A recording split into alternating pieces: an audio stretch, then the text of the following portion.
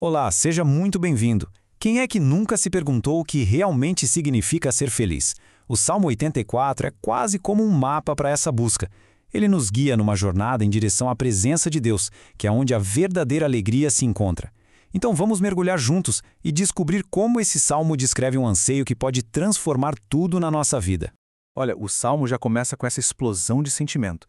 Sabe, não é um pensamento qualquer, é um clamor que vem lá do fundo de um coração que deseja algo mais, algo que envolve a pessoa por inteiro, alma, coração e corpo.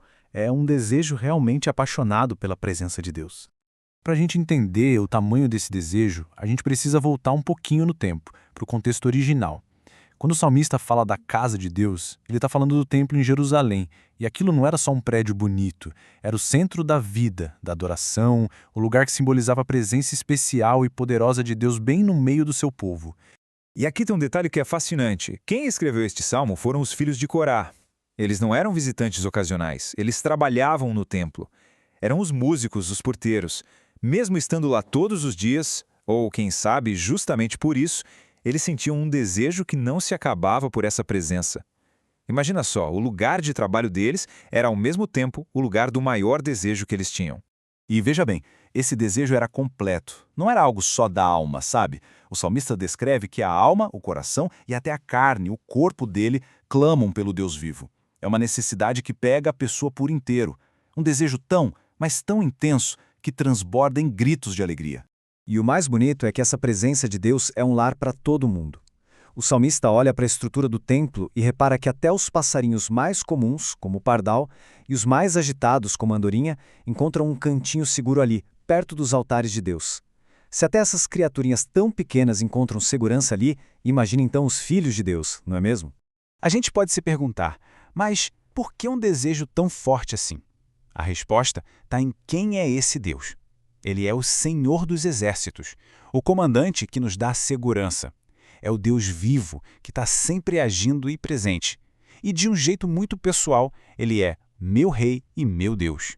Ele é Sol, a fonte de toda a vida, e escudo, o nosso protetor. Um Deus assim, claro, inspira um desejo profundo. A partir daqui, o Salmo muda um pouco o foco. Ele não fala só de quem já está lá na presença de Deus, mas também de quem está no caminho. A vida de fé é descrita aqui como uma grande jornada, uma peregrinação constante em direção a Deus. E claro, toda jornada tem seus desafios, né? O Vale de Baca, que pode ser traduzido como Vale das Lágrimas ou Vale Seco, simboliza justamente isso, os tempos difíceis, de secura, de choro. Mas olha que incrível, para o peregrino que tem esperança em Deus, esse lugar de dor se transforma. A fé não é um atalho para evitar o sofrimento, mas é a força que nos faz atravessá-lo e o transforma numa fonte de bênçãos. E isso nos mostra uma coisa muito poderosa sobre a vida com Deus. A jornada não nos esgota, ela nos fortalece. O salmista diz que os peregrinos vão de força em força. É como se a cada obstáculo vencido, em vez de se cansarem, eles ficassem ainda mais fortes, numa caminhada que só progride até o destino final, a comunhão plena com Deus. Agora a gente entra na terceira parte, e aqui o salmista apresenta uma matemática totalmente diferente. Uma que vira do avesso a nossa maneira de dar valor às coisas e nos faz pensar sobre o que realmente importa na vida. A comparação que ele faz é: uau! Impressionante! Um único dia na presença de Deus é melhor do que 1000 dias em qualquer outro lugar. A mensagem aqui é muito clara. A comunhão com Deus muda completamente o valor que a gente dá para o nosso tempo e para as nossas prioridades. E para deixar isso ainda mais claro, o salmista faz uma escolha. Ele diz que prefere o lugar mais simples, sabe, ficar ali na porta da casa de Deus, do que ter todo o conforto e destaque do mundo em lugares de maldade. A proximidade com Deus vale mais do que qualquer vantagem que o mundo possa oferecer. E é aqui que a gente faz a conexão mais importante de todas. Aquele templo de pedra em Jerusalém era um símbolo, uma sombra de algo muito, muito maior. Vamos ver agora como todo esse anseio do salmista encontra o seu cumprimento perfeito e definitivo. Aí fica a pergunta para nós hoje, né? Se aquele templo físico não existe mais, como é que a gente pode viver essa presença de Deus que o salmista desejava tanto? Onde é que está o nosso tabernáculo? A resposta é uma pessoa, Jesus Cristo. O Evangelho de João diz que Jesus, o Verbo, tabernaculou entre nós. A palavra usada ali é como se dissesse que ele armou sua tenda bem aqui, no nosso meio. Ele se tornou a morada viva de Deus, o lugar onde a glória de Deus habitou de forma plena aqui na terra. Todo aquele desejo pelo templo apontava para ele. E o próprio Jesus confirma isso. Sabe aquela passagem em que ele fala de destruir o templo e reerguê-lo em 3 dias? Pois é, ele não estava falando do prédio. Ele estava falando do templo do seu próprio corpo. Ele é o ponto de encontro definitivo entre Deus e a humanidade. Nele, a gente tem acesso direto à presença do Pai.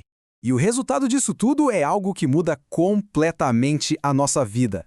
Pela fé em Cristo, nós não apenas visitamos o templo, nós somos o templo. O Espírito Santo passa a morar dentro de cada pessoa que crê e também na igreja como um todo. É uma mudança radical. Deus não habita mais só entre o seu povo, ele habita dentro do seu povo.